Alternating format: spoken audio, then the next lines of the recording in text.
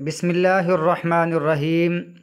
वक़ालतिल यहूदु उज़ैरुन इब्नुल्लाह वक़ालतिन नसारल मसीह इब्नुल्लाह। और कहा यहूदियों ने उज़ैर अल्लाह का बेटा है, और कहा ईसाइयों ने, नसारा ने, मसीह अल्लाह का बेटा है। ज़ालिका क़ौलुहुम बिअफ़वाहिहिम, ये उनकी बात उनके मुँहों की बात है। युज़ाहियूना, वो मुशाबत कर रहे हैं, क़ौलल्लज़ीना कफ़रू, उन लोगों की बात की जिन्होंने कुफ़र किया इससे पहले। क़ातलहुमुल्लाहु, अल्लाह उनको मारे। अन्ना युफ़कून, किधर वो बहकाए जा रहे हैं। युज़ाहियूना, या के लफ्ज़ के शुरू में या लगा हो, उसका माना वो, जैसे ये युफ़कून वो बहकाए जा रहे हैं, युज़ाहियून वो मुशाबत कर रहे हैं। और अगर इसकी जगह पर जैसे ये है यदीनूना, वो नहीं कबूल करते, ला युमिनूना वो नहीं मान लाते, ला युहर्रिमूना वो नहीं हराम जानते। लफ्ज़ के शुरू में ये या लगा हो, उसका माना वो। लफ्ज़ के शुरू में ता लगा हो, ता का माना तुम। अलिफ़ लगा हो, अलिफ़ का माना मैं। नून लगा हो, नून का माना हम। ये अलिफ़ ता या नून हरूफ़ अतईन इनको कहते हैं। ये मुज़ारे के शुरू में लगते हैं, जिसको फ़ेल मुस्तक़बिल कहते हैं, फ़ेल हाल कहते हैं, या इसको इंग्लिश में फ्यूचर कहते हैं। तो ये जो मुस्तक़बिल है और हाल है, ये अरबी में पहचान है कि लफ्ज़ के शुरू में अलिफ़ ता या नून में से कोई एक हर्फ लगा हो तो ये फ़ेल मुज़ारी होता है। इसको फ़ेल हाल और मुस्तक़बिल इकट्ठा कहा जाता है अरबी ज़बान में।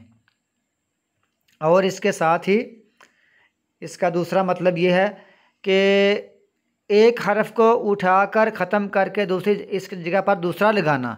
या को ख़त्म करके अलिफ़ लगा दे मैं बन जाएगा, अलिफ़ को ख़त्म करके ता लगा दे तुम बन जाएगा, ता को ख़त्म करके नून लगा दो तो नून का माना हम बन जाएगा।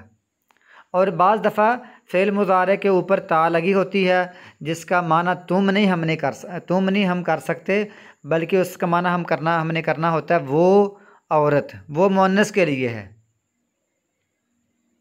वो मसलन जैसे तनसुरु तू मदद करता है, और इसका माना यह भी हो सकता है तनसुरु वो औरत मदद करती है, यानी तो उसको ताए तानीस कहते हैं, वो मुअन्नस के लिए इस्तेमाल होती है।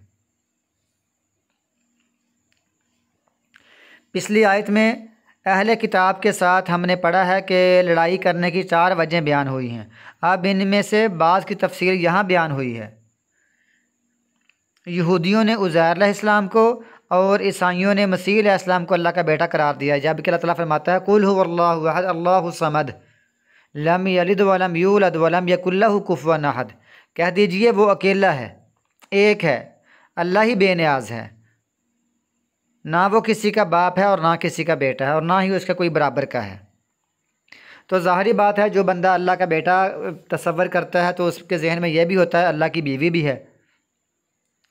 तो ज़ाहिर है फिर वो बाप और बेटा एक जिन्स होती है। जब एक जिन्स हुई तो गोया के ईसा अलैहिस्सलाम अल्लाह ताला के बराबर पहुंच गए, अल्लाह ताला तो एक ही है।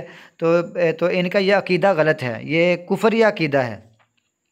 जबकि अल्लाह ताला बीवी से और बच्चों से, बेटों से पाक है, बिल्कुल अल्लाह की शान के लायक ही नहीं है कि वो बच्चा और बीवी बनाए। तो क्या वजह है कि इनसे लड़ाई करो? पहली बात उनमें यह है कि अल्लाह पर ईमान नहीं रखते, और इनका जो अकीदा वो सरासर इस्लाम के ख़िलाफ़ है। अल्लाह ताला की इसमें सारी तौहीन है, जिसको ये कहते हैं तसलीस, 1/3, 3 खुदा को मानना, तीनों में से एक तीसरा, तीनों में से 30, तीनों में से एक ईसा अलैहिस्सलाम, इस तरह। या कहते हैं हलूल हो जाना। हलूल का माना होता है किसी इंसान का या मखलूक, किसी इंसान में या मखलूक में अल्लाह का उतर आना। हलूल इसको कहते हैं कि अल्लाह ताला उस बंदे के अंदर आके शामिल हो गया। ये भी कुफरिया और शिरकिया अकीदा है। या वो कहते हैं इत्तिहाद का अकीदा, किसी इंसान का खुदा बन जाना। इत्तिहाद, हुलूल और तसलीस, ये 3 अकीदे हो गए। इन सब को कुरान पाक ने कुफर वाला अकीदा करार दिया है। इसी तरह आजकल मुसलमानों में भी कुछ ऐसे लोग शामिल हो गए, वो कहते हैं हर चीज़ ही अल्लाह है, हर चीज़ में अल्लाह है, यानी हर चीज़ में नहीं बल्कि हर चीज़ ही अल्लाह है। उन्होंने अपना नाम रखा वहदतुल वजूद। पूरी कायनात अल्लाह ताला और सब फरिश्ते, इंसान, जिन्नात सब एक ही वजूद है, तो इसको कहते हैं वहदतुल वजूद। ये भी, और इसको फिर नाम देते हैं मार्फत। कहते हैं ये मार्फत की बातें तुमको समझ नहीं आएंगी, ये भी कुफरिया अकीदा है।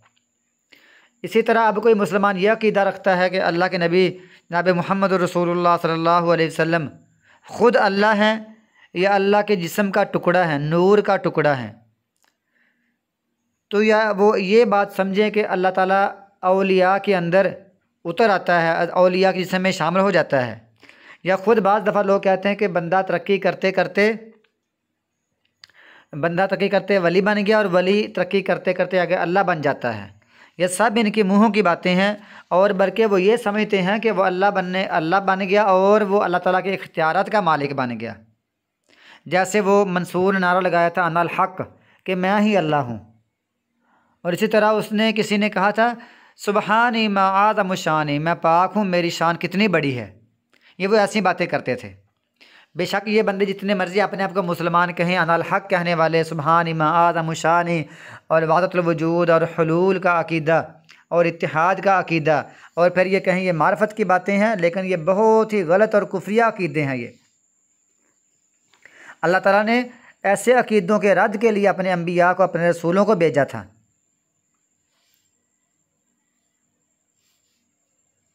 अल्लाह फरमाता है ये कोई अकल की बात नहीं है, ज़ालिका कौलुहुम बिअफ़वाहिहिम, ये उनके मुंह की बात है, अकल की बात और समझ की बात नहीं है, इसकी कोई दलील नहीं है, महज मुंह की बेकार बात है।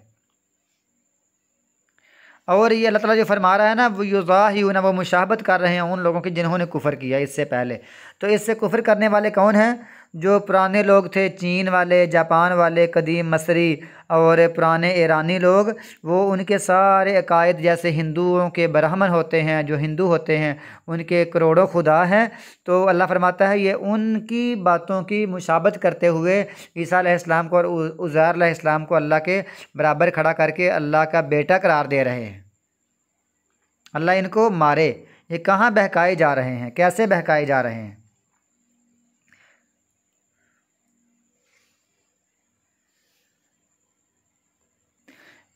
क़ातलहुमुल्लाहु, असल में ये अल्लाह इनके हक़ में ये समझा रहा है कि इनको बददुआ दे दी जाए, वरना अल्लाह को क्या ज़रूरत है बददुआ देने की, वो तो ख़ुद जो चाहे कर सकता है। ये साबित हो रहा है कि इनको बददुआ देना जायज़ है।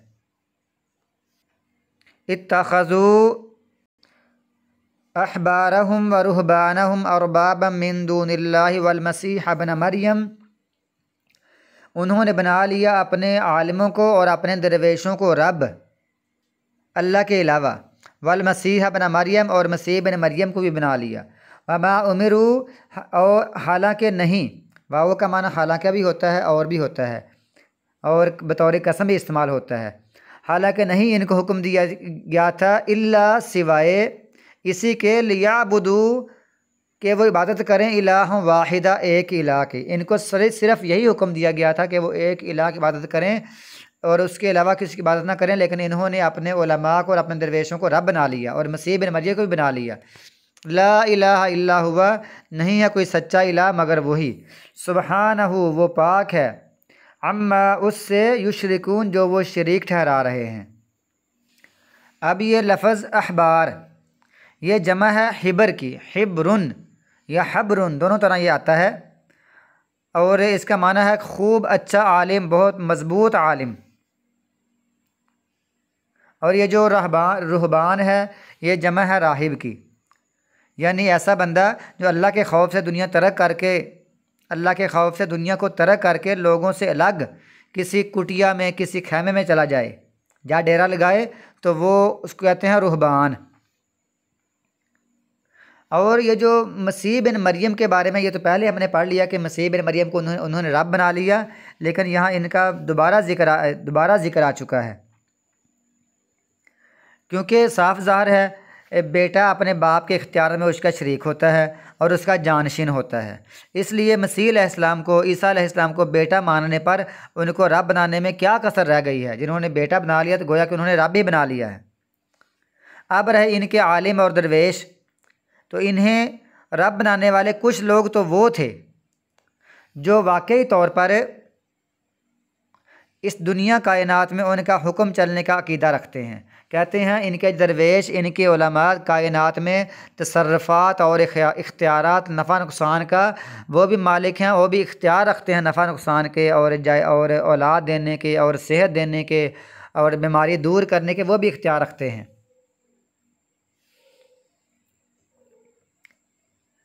और इसी तरह आजकल के मुसलमान भी बाज़ पीरों को सजदा करते हैं, फ़कीरों को सजदा करते हैं, उनसे औलाद मांगते हैं, उनसे अपनी हाजतें और मुश्किल कुशाई और मुश्किलें उनके सामने पेश करते हैं, मुरादें मांगते हैं। और ये यहाँ तक इनका अकीदा मुसलमानों का भी, कहते हैं कायनात को कुतुब, अब्दाल और औताद, ये बड़े बड़े इनके बुज़ुर्ग हैं, कहते हैं इनको ये चला रहे हैं, कुतुब चला रहे हैं पूरी दुनिया कायनात को, और अब्दाल चला रहे हैं और औताद चला रहे हैं। और रसूल करीम सल्लल्लाहु अलैहि वसल्लम ने यह भी फरमाया था कि मेरे लोग, हमारे मुसलमान इन लोगों के नक्शे कदम पर चलेंगे। और दूसरा इसका माना यह भी है कि जैसे वो हदीस आती है अदी बिन हातिम रज़ी अल्लाह तआला अन्हु की, उनके बारे में रसूलुल्लाह सल्लल्लाहु अलैहि वसल्लम उनसे कुछ बातें की। उन्होंने कहा हमने तो नहीं अपने बड़ों को रब बनाया था। तो रसूलुल्लाह सल्लल्लाहु अलैहि वसल्लम ने फरमाया कि ये जब वो किसी चीज़ को हलाल कहते उनके उलमा और दरवेश, तो ये उसको हलाल समझ लेते, और जब वो किसी चीज़ को हराम कहते तो वो इसको हराम समझ लेते। और यही तो उनकी इबादत है, यही तो उनको रब बनाना है। अब दो तरह का, एक तो कहते हैं कायनात में तसर्रुफ़ है इनका, कायनात में इनका तसर्रुफ़ है अम्बिया का, उज़ैर अलैहिस्सलाम का और ईसा अलैहिस्सलाम का। और जो पहले लोग थे इस्लाम से पहले, या यहूद व नसारा से पहले हिंदू थे, उनका भी यही क़ीदा था कि हमारे बड़े बड़े बुत जो भगवान हैं और जो राम हैं वो भी कायनात में तसर्रुफ़ करते हैं। तो यहूदियों ईसाइयों ने भी ऐसा शुरू कर दिया और मुसलमान भी ऐसा कर रहे हैं।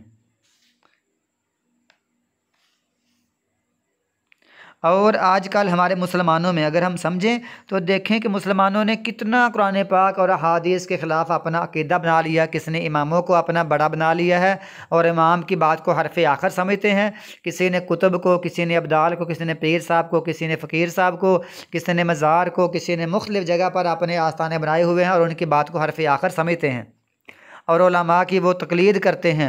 उलमा के बाद कुरान और हदीस के ख़िलाफ़ भी आ जाए तो उसको वो हरफ़ आखिर समझते हैं, कुरान पाक की और हदीस की या तवील करते हैं या उनको बिल्कुल पसे पुश्त डाल देते हैं। मसलन मैं आपको चंद उसकी मिसालें बयान करता हूँ। मसलन कुरान पाक में साफ़ हुक्म है कि रज़ात की मुद्दत 2 साल है, दूध पिलाने की मुद्दत बच्चे को 2 साल है, मगर कुछ लोगों ने इसे मानने के बजाय अपने इमाम साहब के कहने पर इसको 2.5 साल कर दिया। और इसी तरह रसूलुल्लाह सल्लल्लाहु अलैहि वसल्लम का वाज़ेह फरमान है कि हर नशावर चीज़ हराम है। इसके बावजूद खजूर और अंगूर के सिवा किसी भी चीज़ से बनी हुई नशावर चीज़ को उन्होंने हलाल करार दे दी। कहते हैं खजूर की और अंगूर की अगर नशावर चीज़ होगी तो वो तो हराम है, और बाकी चीज़ों को उन्होंने जायज़ और हलाल करार दे लिया। इसी तरह बदकारी है, इन्होंने इनका नाम हलाला रख के इसको जायज़ करार दे लिया। इसी तरह अगर कोई औरत को उन्होंने मजदूरी पर लेकर आए तो उनसे बदकारी कहते ये भी जायज़ है। और इसी तरह अगर किसी बंदे को तेज़दार आला लेकर या तेज़दार आले और आग के सिवा जानबूझकर, आग के सिवा और तेज़दार आले के सिवा किसी और चीज़ से जानबूझ कर कत्ल कर दिया तो कहते हैं इसकी कोई सज़ा नहीं है, इस पर कोई जुर्माना और किसास नहीं है, इसको ये ख़त्म कर दिया। बल्कि इनके बादशाहों ने अल्लाह ताला की बहुत सारी हदूद वैसे ही खुद ब खुद माफ़ कर दी। और इसी तरह इन लोगों ने चोरी की हद को भी, ये इमामों के मुक़ल्लिदीन ने चोरी की हद को भी साक़त कर दिया। कहते हैं कि अगर कोई बंदा चोरी करता है और वो ख़ुद उस पर दावा करता है ये माल मेरा ही है, कहते हैं उस पर हद नहीं है चोरी, क्योंकि उसने खुद अपना दावा कर दिया कि ये माल मेरा है। और इसी तरह लोगों ने गाने बजाने को, कव्वाली को, डांस को और रक़्स की महफ़िलों को इन्होंने इसको इस्लाम का हिस्सा समझ लिया। यहाँ तक कि इन्होंने ऐसा किया, इनके उलमा और दरवेशों ने अवाम से ये बैत लेनी शुरू कर दी कि आपने हमारी हर बात माननी है, खा वो कुरान पाक या हदीस के ख़िलाफ़ भी, तुमने हमारी हर बात माननी है। ऐसे लोगों ने काम शुरू कर दिया। अब हम देखते हैं क्या उलमा या मुजरिम हैं या वो अवाम भी मुजरिम हैं। जो उनके उलमा हैं, जो उनके दरवेश हैं, जो उनके बड़े बड़े बाबे हैं, वो तो ख़ुद अपनी जगह पर मुजरिम हैं, लेकिन जो लड़के, जो अवाम उनके पीछे चलती है और उनकी बात सुनती है, उनसे दलील नहीं पूछती, उनकी बात सुनती है, तो ये ख़ुद भी मुजरिम हैं। क्योंकि फ़रिश्ते कब्र के अंदर कहेंगे ला दरईता व ला तलईता, ना तो उन्हें कभी तिलावत की, पढ़ा, और ना कभी तो उन्हें समझा, तो बंदा खुद मुजरिम होगा। और उलमा उनके जो गुमराह करते हैं वो अपनी जगह पर मुजरिम है, क्योंकि ज़ल्लु फ़अज़ल्लु, वो खुद गुमराह हुए, उन्होंने गुमराह कर भी दिया। और ये भी लोग जो उनके पीछे पीछे चलते हैं, उनकी पैरवी करते हैं, ये अपनी जगह पर मुजरिम है, इनको भी हिसाब किताब देना पड़ेगा और इनको भी सज़ा मिलेगी। और फिर मसीह बिन मरियम का इसलिए यहाँ दोबारा जिक्र हुआ है क्योंकि यहूदियों ने उज़ैर अलैहिस्सलाम को अल्लाह का बेटा बनाया, उसके आगे उन्होंने कोई बात नहीं की। इसी तरह उलमा की और रुहबान की परस्तश उन्होंने, इबादत उन्होंने इस तरह नहीं की जिस तरह के ईसाइयों ने ईसा अलैहिस्सलाम की, क्योंकि ये समझते हैं कि ईसाई समझते हैं कि ईसा अलैहिस्सलाम अल्लाह के बेटे हैं, लिहाजा हम इनकी भी बंदगी करेंगे, इनकी इबादत करेंगे। जबकि यहूदियों ने सिर्फ़ उनको उज़ैर अलैहिस्सलाम को अल्लाह का बेटा करार दिया था। अगर अब इनकी ये बात मान ली जाए कि ईसा अलैहिस्सलाम अल्लाह के बेटे हैं और उनका ये सबब बयान करते हैं, यहूदी तो वैसे कहते हैं ना उज़ैर अल्लाह का बेटा है, ये कहते हैं देखें ईसा अलैहिस्सलाम बगैर बाप के पैदा हुए हैं, लिहाजा वो अल्लाह के बेटे हैं। अगर ये इनका जहन कबूल कर लिया जाए, इनकी तौजीह ये कबूल कर ली जाए, तो फिर तो आदम अलैहिस्सलाम तो उनसे बड़े बनते हैं, क्योंकि वो तो बगैर माँ के और बगैर बाप के पैदा हुए हैं। लेकिन ये इनकी सारी दलीलें ये मुँहों की बातें हैं, इनके पास कोई दलील नहीं है, कोई अथेंटिक बात नहीं है, बस मुँहों से बातें करते रहते हैं, फजूल बातें।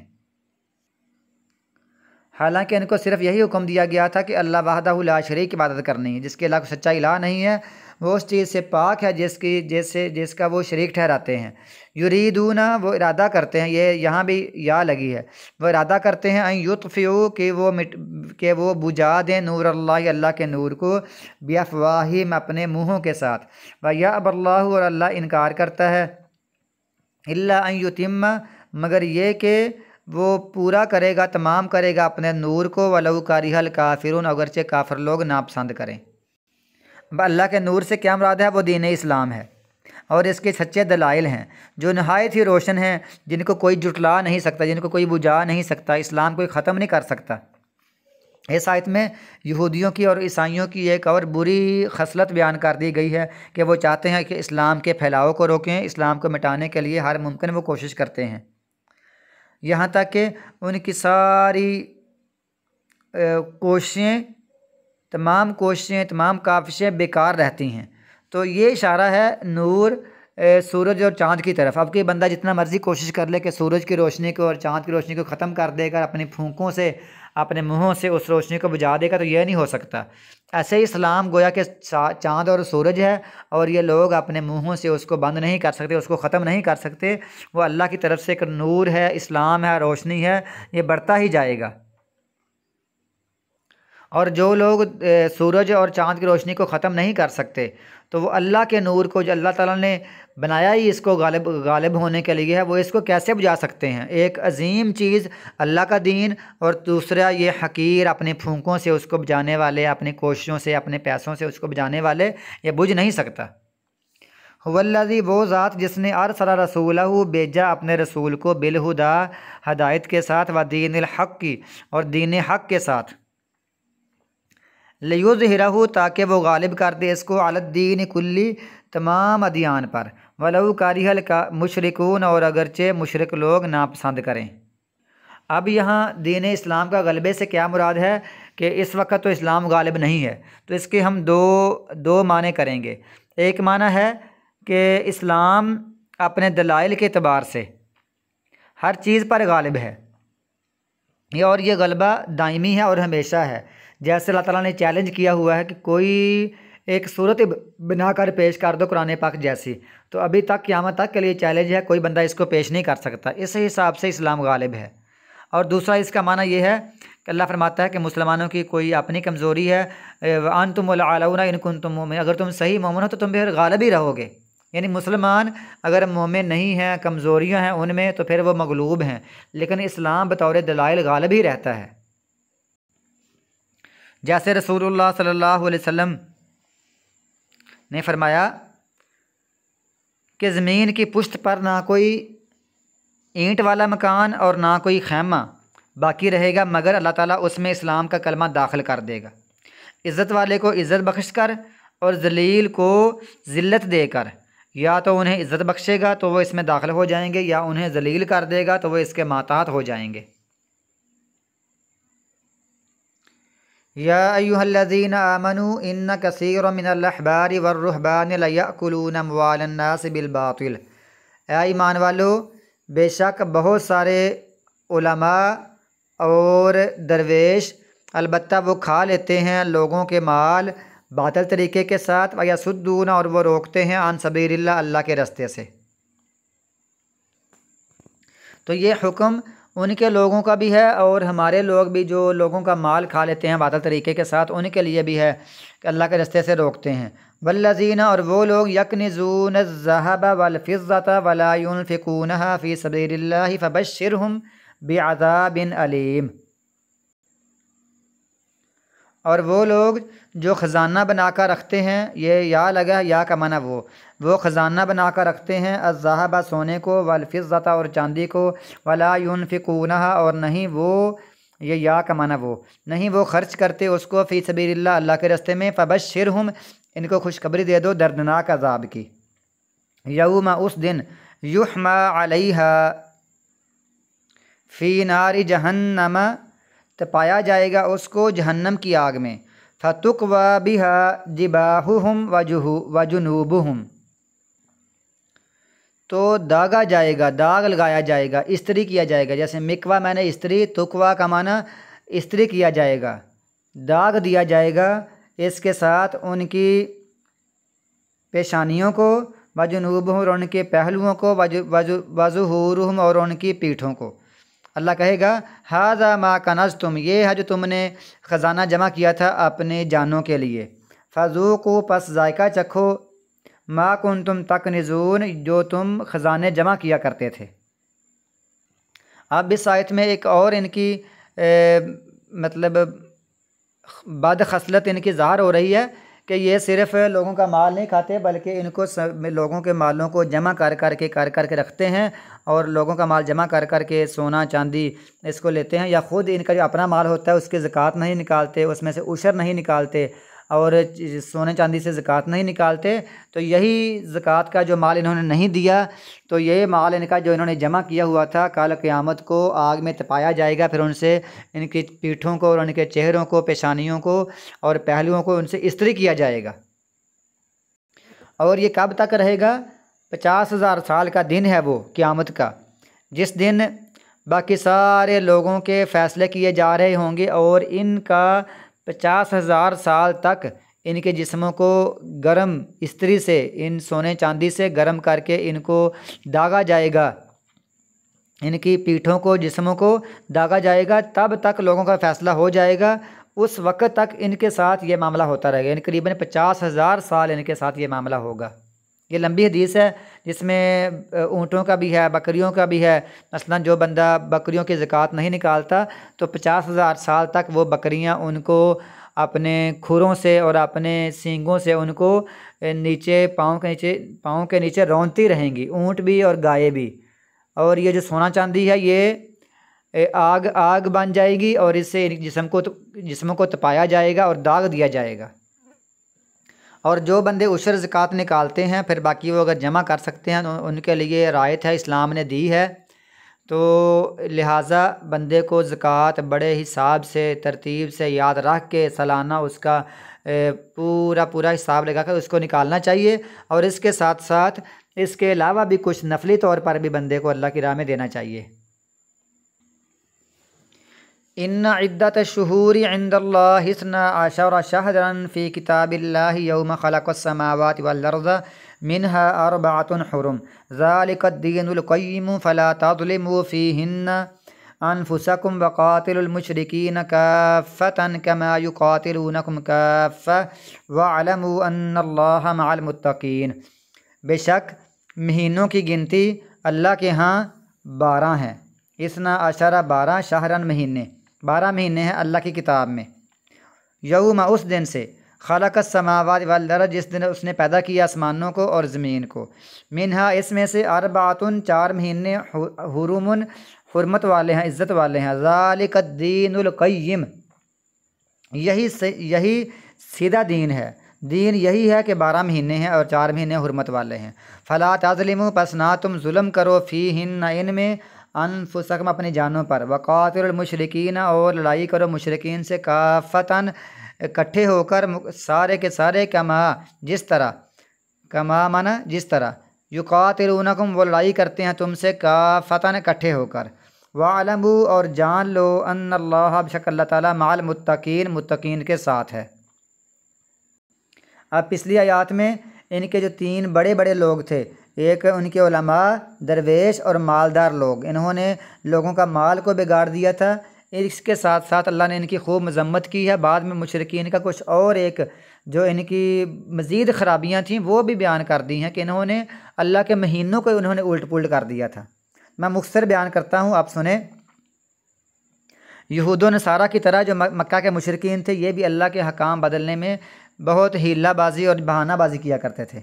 मसलन आसमानों ज़मीन की पैदाइश के दिन से तमाम अदियान में यह तरीका चला आ रहा था कि महीने और साल शमसी हिसाब सूरज की बजाय कमरी हिसाब यानी चाँद के लिहाज से मोतबर समझे जाते थे, यानी सूरज के हिसाब से नहीं बल्कि चाँद के हिसाब से। और तमाम इबादत इन्हीं तारीख़ों को जहन में रख कर की जाती हैं, यानी जैसे नमाज चाँद के हिसाब से, इसी तरह रोज़े चाँद के हिसाब से, ईद चाँद के हिसाब से, हज चाँद के हिसाब से। नमाज का ताल्लुक़ तो वैसे तो ये सूरज से है एक हिसाब से अगर हम देखें, लेकिन जो रोज़ा है और बाकी इबादतें हैं, हज है, उम्रा है, ये सारी इबादतें, ये इसी तरह हुर्मत का मामला, ये भी सारे कमरी हिसाब चाँद के हिसाब से होती थी। और इसका क्योंकि फ़ायदा क्या है, यहाँ तो हम रोशनियों में रहते हैं, लाइटें हैं, समझ नहीं आती, कि इसलिए लोग सूरज के हिसाब को आसान समझते हैं, चाँद के हिसाब को मुश्किल समझते हैं। जबकि रसूलुल्लाह सल्लल्लाहु अलैहि वसल्लम ने भी यही तरीका कायम रखा हुआ था, क्योंकि चाँद की हालत का रोज़ाना बदलना तारीख़ के तयन करने में इतना वाज़ेह है और इतना आसान है। यानी दिन और तारीख़ का बदलना चाँद के हिसाब इतना आसान है कि आबादियों के अलावा जंगलों में, इसी तरह पहाड़ों में, सहराओं में, समुद्रों में रहने वाले लोग किसी कैलेंडर के मोहताजी के बगैर महीनों और सालों का हिसाब आसानी से लगा लेते थे, क्योंकि उनको पता होता है चाँद देख कर कि आज ये तारीख़ होगी। जैसे अल्लाह ताला ने फरमाया है, हुवल्लज़ी जअल शम्स ज़ियाअन वल क़मरा नूरन व क़द्दरहु मनाज़िल लितअलमू अदद सिनीन वल हिसाब। वही है जिसने सूरज को तेज़ रोशनी बख्शी और चाँद को नूर बनाया और इसकी मंजिलें मुकर्रर की हैं ताकि तुम सालों की गिनती और हिसाब को मालूम कर सको। अल्लाह ताला ने तमाम शरई अहकामात कमरी हिसाब से रखे हैं, चाँद के हिसाब से, जिसमें बहुत सी हिकमतें हैं। उसमें यह भी हिकमत है कि इबादत हर साल एक ही मौसम में ना आए। मसलन अगर ये सूरज के हिसाब से होता तो जो पूरी ज़िंदगी रमज़ान गर्मियों में गुजार रहे हैं, मई जून में, उनको हमेशा के लिए गर्मियों में रहती, और जहाँ सर्दी में आता है तो वो सर्दी में रहती। तो लेकिन अल्लाह ताला ने ये तरतीब चाँद के हिसाब से लगाई है कि हर बंदा गर्मी में भी रोज़े रख ले, सर्दी में भी रख ले, गर्मी के दिनों में भी सफ़र कर ले हज का, और सर्दी के दिनों में भी कर ले। यानी सारे साल की तरतीब 10 दिन हर रोज़ कम होते रहते हैं, ताकि मुसलमान सख्ती और नरमी में दोनों तरह ऐसे काम कर सकें, हज भी कर सकें और रोज़ा भी रख सकें और दूसरे अहकामात की आदत भी डाल सकें। अब हम थोड़ी सी बहस करते हैं कि चाँद का महीना कभी होता है 29 का, कभी होता है 30 का, इससे कम या ज़्यादा नहीं होता। और इसका पूरा साल बनता है 354 दिन या 355 दिन।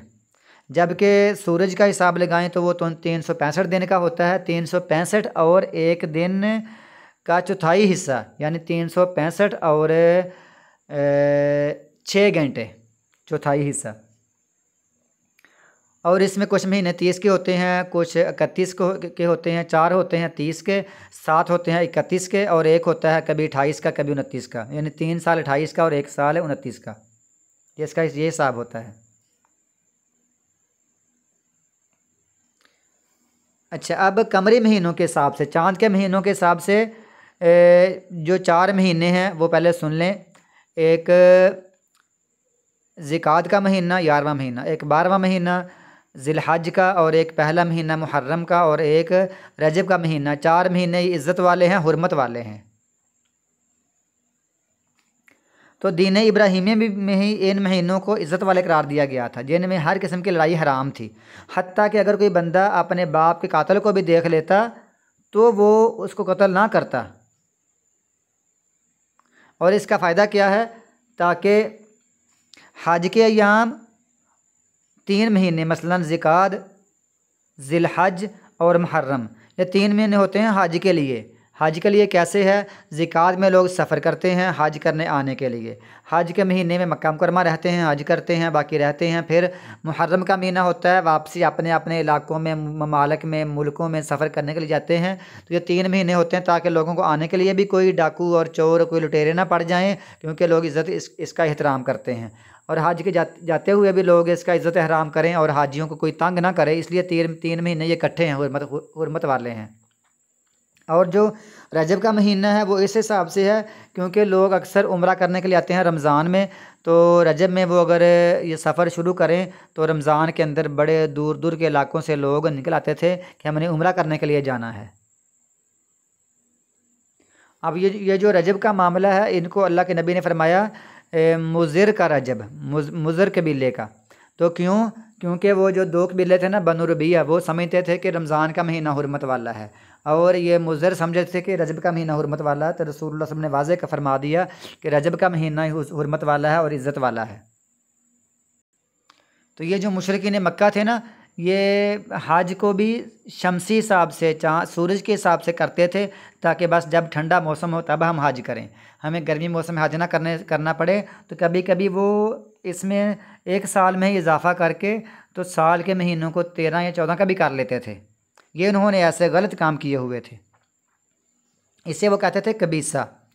और इसी तरह ये भी आगे हम ये सी आयत पढ़ रहेंगे, ये जो है ना इन्नमन नसीउ, ये भी एक नसी की ही एक सूरत थी कि आगे पीछे कर लेना महीनों को।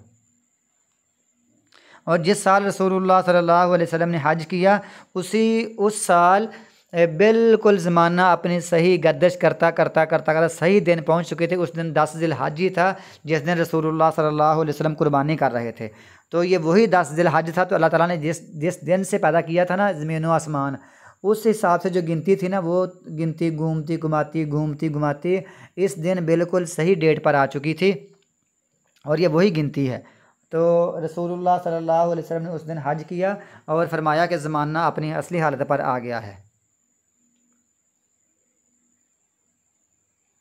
ज़ालिका दीनुल क़य्यिम, यही सही दीन है। फ़ला तज़लिमू फ़ीहिन्ना अनफुसकुम, और अपने आप पर जुल्म ना करो।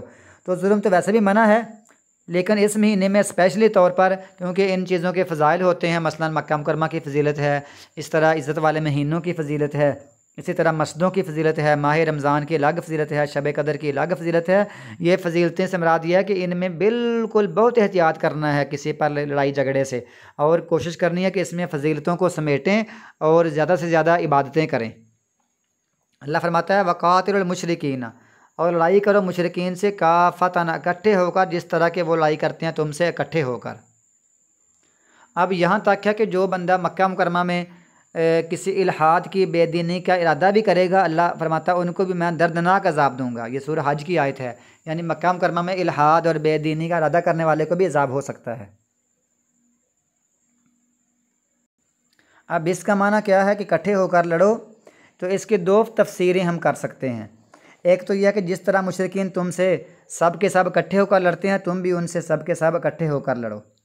दूसरा माना यह है कि बेशक ये 4 महीने इज़्ज़त वाले हुर्मत वाले हैं, मगर मुशरिकीन चूँकि इसकी परवाह नहीं करते और ऐन हुर्मत वाले महीनों में भी तुमसे लड़ने से कभी सुस्ती नहीं करते, दरेग नहीं करते, जैसा कि सुलह हुदैबिया के मौका पर। इसी तरह सुलह हुदैबिया के मौका पर ज़िकात में उन्होंने वो लड़ने मरने पर तैयार हो गए थे। इससे पहले उन्होंने हरम की हुर्मत को पामाल करते हुए वहाँ से मुसलमानों को निकाल दिया था। ना हरम की हुर्मत का ख्याल रखा, ना उन्होंने ज़िकात का ख्याल रखा। मक्का से उन्होंने मुसलमानों को निकाला और सुलह हुदैबिया के मौके पर वो लड़ने के लिए तैयार हो गए। फिर इन्होंने मुसलमानों को वहाँ दाखिल होने से भी रोक दिया। अल्लाह फरमाता है जैसे ये ख्याल नहीं करते तुम भी फिर इनको इस महीने में, इन महीने में लड़ सकते हो। यानी गोया के हुर्मत वाले महीनों में अगर ये मुशरिकीन ख्याल ना रखें तो तुम इनके ख़िलाफ़ हुर्मत वाले महीनों में लड़ सकते हो। जैसे अल्लाह ताला फरमाता है कि और जगह पर एक आयत आती है, अश-शहरुल हराम बिश-शहरिल हराम वल हुरुमातु क़िसास, हुर्मत वाला महीना हुर्मत वाले महीने के बदले है और सब हुर्मतें एक दूसरी का बदला हैं। तो अल्लाह ताला और भी फरमाता है कि जगह पर वला तुक़ातिलूहुम इंदल मस्जिदिल हराम हत्ता युक़ातिलूकुम फ़ी, उनको मस्जिद हराम में उनके ख़िलाफ़ ना लड़ो, अगर वो लड़ें हत्ता कि वो लड़ें तुम उनसे फिर लड़ लो। तो गोया कि अगर वो लड़ें तो फिर लड़ना जायज़ है। वालमू, और जान लो बेशक अल्लाह ताला मुत्तकीन के साथ है, अल्लाह ताला परहेज़गारों के साथ है, अल्लाह ताला नाफरमानों के साथ नहीं होता। इन्नमन नसीउ ज़ियादतुन फ़िल कुफ़्र, बेशक महीनों को पीछे करना ये कुफ़र में और ज़्यादती है और बढ़ावा है। यानी कुफ़र में बंदा और बढ़ रहा है जो ये काम करता है, महीनों को पीछे करना। युज़ल्लु बिहिल्लज़ीना कफ़रू युहिल्लूनहु आमन व युहर्रिमूनहु आमन लियुवातिउ इद्दत मा हर्रमल्लाहु फयुहिल्लु मा हर्रमल्लाह ज़ुय्यिना लहुम सूउ अमालिहिम वल्लाहु ला यहदिल कौमल काफ़िरीन।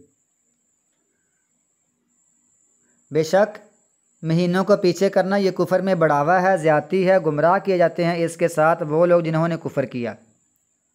युहिल्लूनहु, वो इसको हलाल कर लेते हैं, आमन एक साल, व युहर्रिमूनहु, और वो इसको हराम कर लेते हैं, आमन एक साल, लियुवातिउ, ताकि वो पूरी कर लें, इद्दत गिनती, मा हर्रमल्लाहु, अल्लाह ताला ने हराम की है, फ़युहिल्लु, तो वो उसको हलाल कर लें, मा हर्रमल्लाहु, जो अल्लाह ताला ने हराम किया है। अल्लाह ने हराम किया तो उसको वो हलाल कर लें, और जो अल्लाह ताला ने हराम किया उसको ये हलाल कर लें। तो ऐसे ये लोग करते थे। तो मैं आगे इसकी तफसील आपको बताता हूँ कि ये क्या मामला है।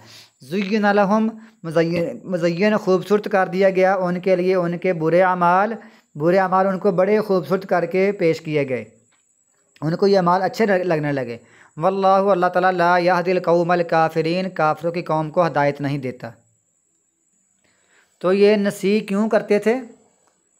मतलब महीनों का पीछे हटाना।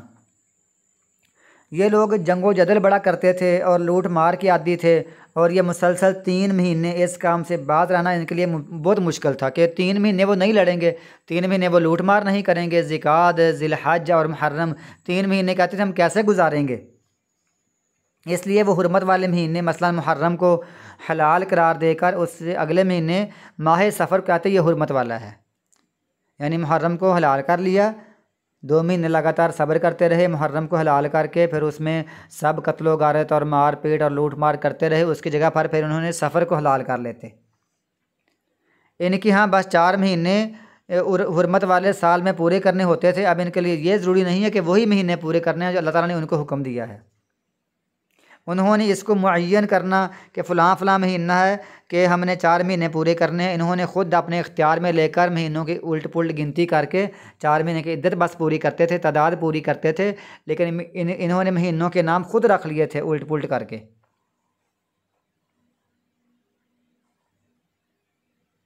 अल्लाह फरमाता है ये काम शैतान ने उनके लिए बुरे अमाल करके पेश कर दिया था, और अल्लाह ताला काफिर कौम को हदायत नहीं देता।